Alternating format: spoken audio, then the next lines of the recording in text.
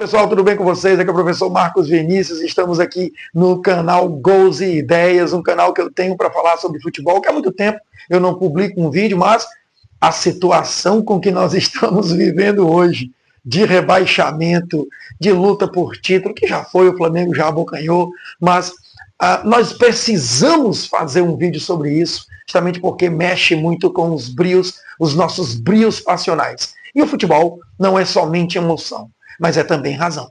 Portanto, para um futebol pensante e ideias marcantes, segue o nosso canal, curte os nossos vídeos, comenta, compartilha, vamos fortalecer esse espaço para podermos pensar o futebol de uma maneira diferente. Para começar, a luta contra o rebaixamento nos instiga a fazer o seguinte questionamento: até que ponto a ética existe no futebol? Como essa luta contra o rebaixamento nos faz contradizermos-nos no que diz respeito às nossas dimensões de valores.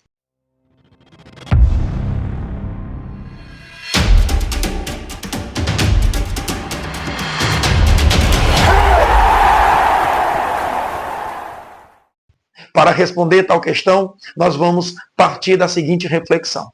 Estamos diante de um cenário em que 5 times lutam para permanecer na Série A.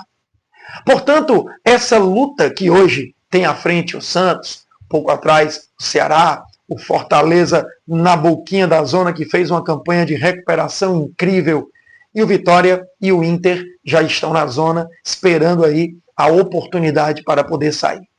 Portanto, tudo pode acontecer. Estamos diante de equipes que têm lá suas qualidades, que têm lá as suas condições de poder permanecer. Logicamente, se estão nessa briga, é porque mostraram um certo grau de incompetência no decorrer do campeonato. Porém, o futebol ele sempre oportuniza uma segunda chance. E essa segunda chance vai ser dada para 3 equipes. 2 não irão conseguir. Portanto, não vamos apenas analisar aqui aquilo que diz respeito à técnica, à tática, de quem leva vantagem, quem não leva, até porque o futebol é imprevisível. A situação que hoje o futebol já se encontra na zona de rebaixamento é algo totalmente imprevisível. Portanto, vamos partir da seguinte reflexão. Aonde fica o altruísmo? Aonde fica a alteridade aristotélica quando o assunto é futebol? Até porque nós estamos em disputas. Essas disputas que nos faz relembrar as condições tribais, algo que o futebol desperta em nós ao torcermos, ao nos vestirmos, ao nos fantasiarmos, ao nos pintarmos, a fazer os cânticos das torcidas, nos faz lembrar uma condição tribal, como diria Norbert Elias. Mas veja bem, mais do que nunca, as circunstâncias que hoje o campeonato aparece, principalmente na zona de rebaixamento, faz isso fluir cada vez mais. É impressionante como nós percebemos o torcedor do Ceará, falo mais da nossa dimensão aqui, sou de Fortaleza, mas o torcedor do Ceará fazer as contas e torcer contra os adversários, o Fortaleza fazer as contas e torcer contra o adversário, sendo que já existe uma torcida, uma antitorcida natural entre Ceará e Fortaleza, como existe em outros locais do Brasil e do mundo. Santos e São Paulo, Corinthians e Palmeiras. Em São Paulo é misto, múltiplo essa adversidade. No Rio de Janeiro, o Grenal, o Bavi, enfim. Então, essa luta, essa disputa que é uma antitorcida já ocorre naturalmente, mas agora se expande. Do mesmo modo em que nós expandimos uma antitorcida, nós também criamos uma torcida. É capaz...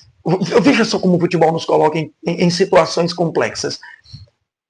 Um torcedor são paulino que torce Fortaleza, nesse momento, vai torcer pelo São Paulo ganhar do Vitória, o que acaba sendo normal.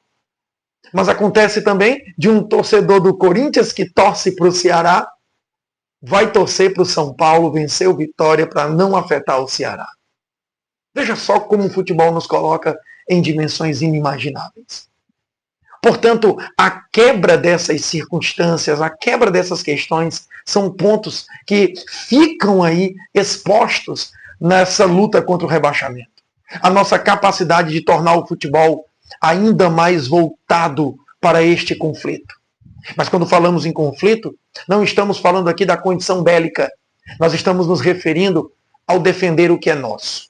Até porque o futebol faz criar essas dependências do outro. Até porque, se você observar, existem clubes que não dependem só de si.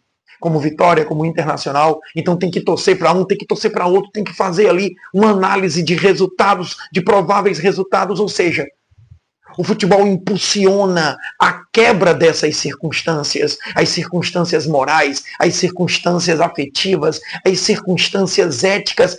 Tudo isso desmorona porque o futebol mexe com a paixão. A ética e a moral são produtos da razão. E o futebol é produto da paixão, é quando a paixão vence a razão. Portanto, tudo é possível. Tudo pode acontecer. Nessa luta contra o rebaixamento, nós olhamos aqueles que estão à frente, estão com receio do que os clubes com que eles vão enfrentar podem fazer com eles. Fica passando N situações em nossas mentes enquanto torcedores. Será que o Palmeiras vai vencer o Ceará para poder ajudar o Inter? Ou o Palmeiras vai perder para o Ceará para poder prejudicar o Inter? Ou será que o Botafogo vai ter a condição de vencer esse jogo e dentro dessa pressão, dessa tensão para entrar no G5 e garantir vagas na Libertadores? Enfim, são múltiplas sensações, são múltiplas questões que só o futebol propicia. Por isso que o futebol, sempre passe o tempo que passar, será o esporte fundamental das nossa existência. Até porque, como eu disse, o futebol está no nosso cotidiano.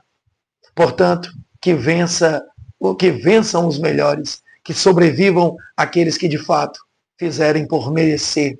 Até porque também a justiça no futebol acontece. No mais, valeu, um abraço e até a próxima.